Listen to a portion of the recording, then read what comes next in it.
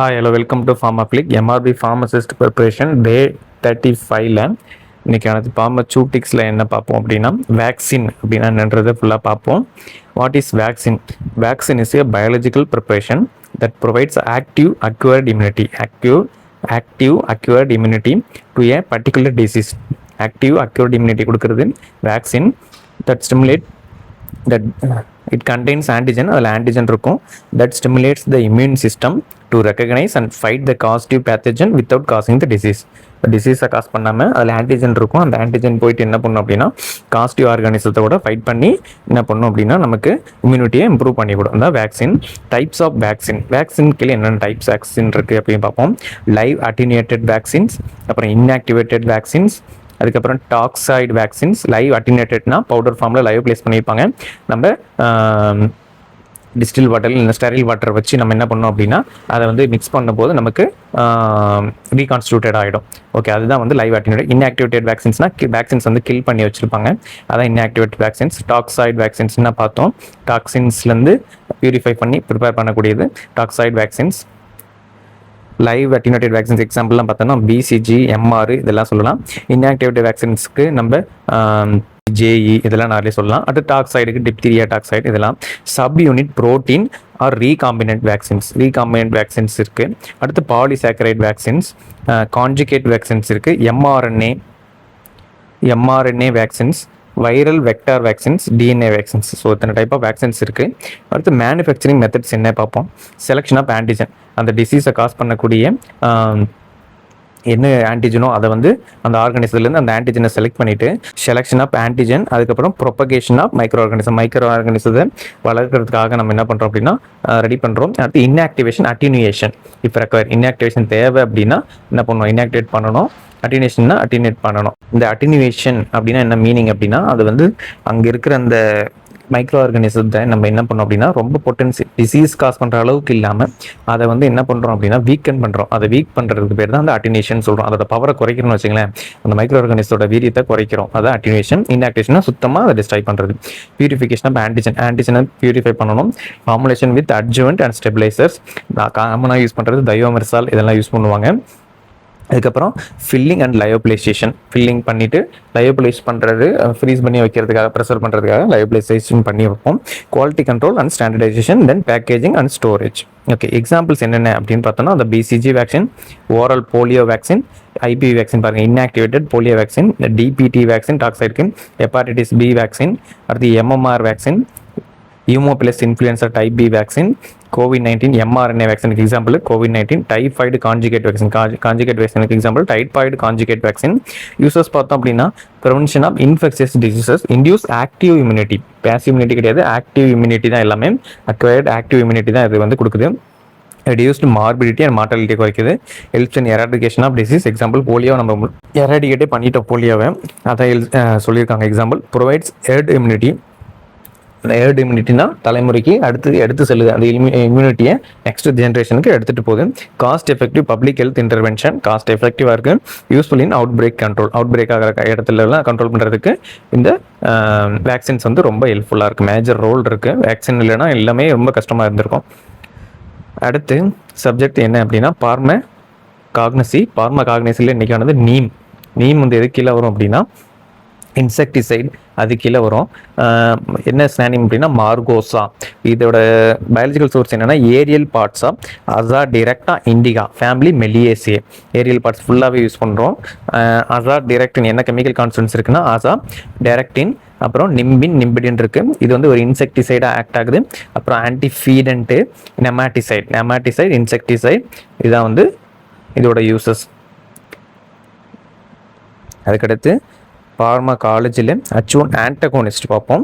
Classification of H one antagonist எப்படி பிரிச்சிருக்காங்க அப்படின்னா highly sedative, moderately sedative, mildly sedative, second generation பிரிச்சிருக்காங்க. அதை first generation, second generation. First ஜென்ரேஷனில் கன்வென்ஷனல்னு சொல்லுவோம். கன்வென்ஷனலில் ஓல்டர் மெத்தட், மாடர்ன் மெத்தட்னா ட்ரெடிஷ்னலான மெத்தட். ட்ரெடிஷ்னல், கன்வென்ஷனல் அதெல்லாம் யூஸ் பண்ணாங்கன்னா ஓல்டர் மெத்தடை தான் நம்ம ட்ரெடிஷ்னல்னு சொல்லுவோம். மாடர்னா இப்போ கரண்ட்டாக என்ன இருக்குது அப்படின்றது பார்க்குறது தான். இதில் கன்வென்ஷனல் ஆன்டிஹிஸ்டமைன்ஸ், அப்புறம் செகண்ட் ஜென்ரேஷன் ஆன்டிஹிஸ்டமைன்ஸ்னு இருக்குது. ஹைலி செடேட்டிவ் அப்படின்னா என்னென்ன ட்ரக் பாருங்கள், டைஃபைனைட்ரமைன் சிறப்புலாம் இருக்கும், டைமைன் ஹைட்ரினேட், ப்ரோமெத்தாசின், ஹைட்ராக்சிசின், இதெல்லாம் வந்து highly sedative drugs. Diphenhydramine, dimenhydrinate, அப்புறம் ப்ரோமெத்தாசின், ஹைட்ராக்சிசின், இதெல்லாம் highly sedative. Simple mechanism of action என்ன அப்படின்னு பார்த்தோன்னா, H1 ரெசெப்டாரில் தான் மெயினாக என்ன பண்ணும் அப்படின்னா ஆக்ட் ஆகும். Mechanism bind centrally and peripherally to block H1 receptor, inhibit the effects of histamine causing significant sedation. Histamine receptor block பண்ணுறது மூலிமா நமக்கு சிக்னிஃபிகண்ட் செடேஷனை காஸ் பண்ணி விடுது. அடுத்து மாடரேட்லி செடேட்டிவ் அப்படின்னு பார்த்தோன்னா பினிரமின், சிப்ரோஎப்டாடின், அப்புறம் மெக்லோசின், சின்னர்ஜின், மாடரேட்லி செலேட்டிவ். இதெல்லாம் மெக்கானிசம் ஆக்ஷன் அதான் பிளாக் சென்ட்ரல் பெரிபல் H1 ரெசெப்டாரை பிளாக் பண்ணி with mild central nervous system effects then highly sedative. அதோட கம்பேர் பண்ணும்போது இது மாடரேட்டாக தானே இருக்கும் அது செடேட்டிவ். ஸோ H1 ரெசெப்டாரை மெயினாக என்ன பண்ணுது அப்படின்னா பிளாக் பண்ணுது. அதுக்கடுத்து மைல்ட்லி செடேட்டிவ் பார்த்தோன்னா குளோர்பினிரமின் மைல்ட்லி செடேட்டிவ், டெக்ஸ்குளோர்பினிரமின், ட்ரைப்ரோலிடின், கிளிமாஸ்டின், இதெல்லாம் mildly sedative. Simple mechanism action பார்த்தோன்னா பிரைமர்லி பெரிபரலாக இது பிளாக் பண்ணுது, அதுதான் சென்ட்ரலாக பிளாக் பண்ணும். சென்ட்ரலாக பிளாக் பண்ணுறதுனால தான் நமக்கு செடேஷனை காஸ் பண்ணுது. அதே இந்த மைல்ட்லி செடேட்டிவ் கீழே யார் வரா, H1 black, mildly sedative H1 blockers கீழே யார் வரானா குளோர்பினிரமின், டெக்ஸ்குளோர்பினிரமின், ட்ரைப்ரோலிடின், கிளிமாஸ்டின், இவங்கெல்லாம் பெரிபரலாக உள்ள H1 ரெசெப்டார் மட்டும் தான் என்ன பண்ணுவாங்க அப்படின்னா பிளாக் பண்ணுவாங்க. ஸோ அதனால் நமக்கு நர்வஸ் சிஸ்டம் பெனட்ரேஷன் இல்லை, அதனால தான் வந்து சீனஸில் போயிட்டு நமக்கு செடேட்டிவ் ப்ரொடியூஸ் பண்ணுறதில்ல. அடுத்து செகண்ட் ஜென்ரேஷன் பார்த்தோம் அப்படின்னா நான் செடேட்டிங் ஆன்டி ஹிஸ்டமினிக் சொல்லலாம். சிட்ரசின், லீவோசிட்ரசின், பாருங்கள் இதெல்லாம் வருது, சிட்ரசின், லீவோசிட்ரசின், டெஸ்லோராட்டிடின், லொராட்டிடின், ஃபெக்ஸோஃபெனடின், அசிலாஸ்டின், மிசோலாஸ்டின், ஈபாஸ்டின், ருபாட்டிடின், இதெல்லாம் செகண்ட் ஜென்ரேஷன் ஆன்டி ஹிஸ்டமிக். இது என்ன பண்ணும், ஃபுல் அண்ட் ஃபுல்லாக வந்து பெரிபரலில் இருக்கக்கூடிய H1 ரெசெப்டார்ஸை மட்டும்தான் என்ன பண்ணும் அப்படின்னா பிளாக் பண்ணும். Very low brain penetration brain சீனஸோட பிளட் பிரெயின் பேரியரை அவ்வளோ சீக்கிரம் கிராஸ் பண்ண முடியாது. ஸோ அதனால் அது ரீச் ஆகாது. Resulting effective antihistaminic action without central sedation இல்லாமல் இது ப்ரொடியூஸ் பண்ணோம். ஓகே, அதுக்கு அடுத்து ஜூரிஸ்ப்ரூடன்ஸில் இன்னைக்கானது என்ன அப்படின்னா FSSAIனா என்னன்னு பார்ப்போம். அதோட மேனுஃபேக்சரிங், எப்படி ஃபுட்டு சப்ளிமெண்ட்ஸ் எப்படி மேனுஃபேக்சர் பண்ணணும், எப்படி ஸ்டோர் பண்ணணும், எப்படி சேல் பண்ணணும், எப்படி லேபிள் பண்ணணும், எப்போ இது உருவாக்குனாங்க FSSAI, அதை பற்றி பார்ப்போம். ஃபுட் சேஃப்டி, FSSAIனா food safety and standards authority of India எப்போ எஸ்டாப்ளிஷ் பண்ணாங்க அப்படின்னா September 5, 2008 வந்து எஸ்டாப்ளிஷ் பண்ணாங்க. எதுக்கு கீழே வருது அப்படின்னா food safety and standards act 2006 படி இந்த FSSAI கொண்டு வந்தாங்க. Food safety and standards authority of India, food safety and standards authority of India September 5, 2008 கொண்டு வந்தாங்க. Food safety and standards act 2006 படி கொண்டு வந்தாங்க. இது ஹெட் குவார்ட்டர் எங்கே இருக்குது அப்படின்னா டெல்லியில் இருக்குது. இது வந்து ஒரு அட்டானமஸ் ஸ்டாச்சுட்டரி பாடி தான். ஆனால் இது யார் கண்ட்ரோல் கீழே வருது அப்படின்னா ஃபேமிலி அண்ட் வெல்ஃபேர் இருக்குல்ல, ministry of health and family welfare கீழே வரக்கூடியது. இதோட காமனான ரோல் என்ன பார்த்தோம் அப்படின்னா safety, regulation, standard complaints of food products across India லெவலில் பார்த்துக்கிறது தான் அது. ஓகே, அதில் யார் இருப்பாங்க, யார் பர்சன் யார் கண்ட்ரோல் பண்ணுவாங்க, அட்மினிஸ்ட்ரேஷன் யார் பண்ணுறா அப்படின்னு பார்த்தோம்னா அதில் ஒரு சேர்பர்சன்ஸ் இருப்பாங்க. சென்ட்ரல் கவர்மெண்ட் அப்பாயின்மெண்ட் பண்ணக்கூடிய சேர்பர்சன் ஒருத்தர் இருப்பார். சீஃப் எக்ஸிக்யூட்டிவ் ஆஃபீஸர் இருப்பார், CEO ஒருத்தர் இருப்பார். அவர் தான் day to day administration activity எல்லாத்தையுமே பார்த்துப்பார். அப்புறம் மெம்பர் செக்ரட்டரி, அவர் தான் மெம்பர் செக்ரட்டரியும் சர்வ் பண்ணுவார். இதில் எவ்வளோ அந்த கவுன்சில் ஒன்று இருக்குது, அதில் கவர்னிங் பாடியில் அதில் எவ்வளோ மெம்பர்ஸ் இருப்பாங்க அப்படின்னா 22 மெம்பர் இருப்பாங்க. Food safety and standards authority of இந்தியாவை இவங்க தான் ரன் பண்ணுறாங்க. அடுத்து இவங்களோட மெயினான ரோல் என்ன அப்படின்னா இன் பார்மசூட்டிகல்ஸில் நம்ம பார்த்தோம் அப்படின்னா நம்ம பார்மசூட்டிகல்ஸில் பார்க்கும்போது ரெகுலேட்ஸ் நியூட்ரசூட்டிகல்ஸ், அப்புறம் ஹெல்த் சப்ளிமெண்ட்ஸ், டயட்ரி ப்ராடக்ட்ஸ், இதெல்லாம் வந்து அவங்க ரெகுலேட் பண்ணக்கூடியது தான் அவங்களோட வேலை. ஓகே, அதுக்கப்புறம் மேனுஃபேக்சரிங்கில் பார்த்தோம் அப்படின்னா licensing for pharmaceutical companies that manufacture, distribute, market health supplements must obtain FSSAI licence வச்சிருக்கணும். நியூட்ரிசூட்டிக்கல் ப்ராடக்ட்ஸ் அவங்க இது பண்ணுறாங்க அப்படின்னாலே அவங்க வந்து FSSAI லைசன்ஸ் வாங்கியிருக்கணும். Labelling and health claims, it outline rules regarding ingredients limits, அதான் என்ன இன்கிரீடியன்ட் எவ்வளோ லிமிட்டில் இருக்கணும் அப்படின்னு சொல்லி FSSAI ஸ்டாண்டர்ட்ஸ் வச்சிருக்காங்க. Mandatory warnings, approved structure, mandatory வார்னிங்ஸில் என்ன கொடுக்கணும் லேபிளிங்கில், structure, functions claims, unlike CDSO மாதிரி இல்லாமல் which approves therapeutic claims, The FSSAI restricts product label to promoting general wellness and maintaining bodily functions maintain பண்ணுற மாதிரி எதுவும் ஃபால்ஸாக கிளைம் பண்ணக்கூடாது அப்படின்னு சொல்கிறாங்க. அடுத்து மேனுஃபேக்சரிங் கைட்லைன்ஸ் பார்த்தோம் அப்படின்னா இட் எஸ்டாப்ளிஷ் ஃபுட் கிரேட் ஜிஎம்பியை ஃபாலோ பண்ணணும். மெயினாக குட் மேனுஃபேக்சரிங் ப்ராக்டிஸை ஃபாலோ பண்ணணும், ஹைஜீன் ஸ்டாண்டர்ட்ஸை ஃபாலோ பண்ணணும். இதெல்லாம் வந்து அவங்க ஃபாலோ பண்ணுறாங்களா அப்படின்றத இன்ஸ்டியூட் பண்ணுறது தான் இந்த FSSAIயோட வேலை. அதுக்கப்புறம் இதோட quality control and contaminated testing பார்க்குறோம். அவங்க அந்த வேலையும் அவங்க தான் பார்ப்பாங்க. அவங்க வேலை வேறு என்னென்னா நியூட்ரசூட்டிகல்ஸ் பார்த்தோம், சப்ளிமெண்ட்ஸில் ப்ரிப்பரேஷனில் வந்து மெயினான ரோல் இருக்குன்னு பார்த்தோம். அதில் என்ன இன்க்ரீடியன்ஸ் யூஸ் பண்ணணும் அப்படின்னு பார்த்தோம் அப்படின்னா ஷெடியூல் 1லேருந்து ஷெடியூல் 4 வரை ஒரு ஷெடியூல் அந்த லிஸ்ட் பண்ணியிருக்காங்க. அந்த லிஸ்ட்டில் இருக்கக்கூடிய ஷெடியூல் 1 to 4 இருக்க லிஸ்ட்டில் இருக்கக்கூடிய ட்ரக் அது என்ன அதில் இருக்கிற இன்க்ரீடியன்ஸை மட்டும்தான் அவங்க வந்து யூஸ் பண்ணணும். அது யார்? அப்புறம் வந்து டோசேஜ் ஆஃப் விட்டமின்ஸ் அண்ட் மினரல்ஸ்லாம் பார்த்தோம் அப்படின்னா 100% மேலே என்ன பண்ணக்கூடாது, எக்ஸீட் ஆகக்கூடாது அப்படின்னு சொல்கிறாங்க. அது யாரோட கைட்லைன்ஸ் படினா ICMR, Indian council of medical research, அப்புறம் RDA ரெக்கமெண்டட் டயட்ரி அலவன்சஸ், இவங்களோட இது இந்த புரோட்டோகால் படி அதை அவங்களோட இதை தாண்டி போகாமல் பார்த்துக்கணும், அந்த அளவுகளை தாண்டி போகாமல் பார்த்துக்கணும்.